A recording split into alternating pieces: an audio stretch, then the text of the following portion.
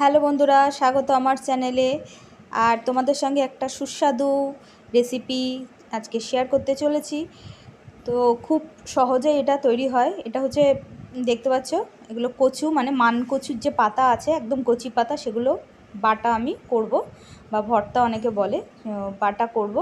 তার জন্য আমি রসুন, কাঁচা লঙ্কা নিয়ে নিয়েছি।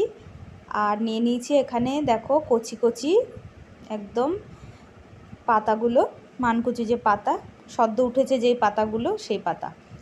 আর এর মধ্যে দেখো একবারে মিক্সির মধ্যে আমি লঙ্কা, তারপর রসুন, আর এখানে দেখো কালো জিরেটাও দিয়ে দিলাম, একবারে এগুলো পেস্ট করলাম। এ দেখো পেস্ট করার পরে এটা একদম মিহি করে পেস্ট করা হয়েছে। এবার কড়ার মধ্যে আমি সর্ষের তেল দিয়ে দিয়েছিলাম, ওটা তোমাদের দেখানো হয়নি। সর্ষের তেলটা গরম হওয়ার পরে আমি যে বাটাটা করেছি, মানে পেস্টটা বানিয়েছিলাম, সেটা দিয়ে দিয়েছি। আর বাকি এই মানে মিক্সির যে বাটিটা ছিল, ওটা আমি ধুয়ে জলটা দিয়ে দিলাম। আর এর মধ্যে এখন আমি দিয়ে দিচ্ছি একটু হলুদ আর নুন দিয়ে একদম ভালো করে এটাকে কষাতে কষাতে একদম শুকিয়ে ফেলতে হবে।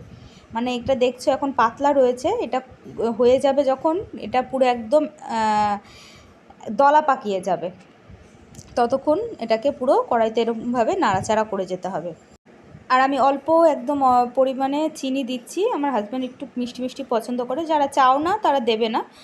তো এইভাবে বানিয়ে দেখবে, দারুণ লাগে গরম ভাতে।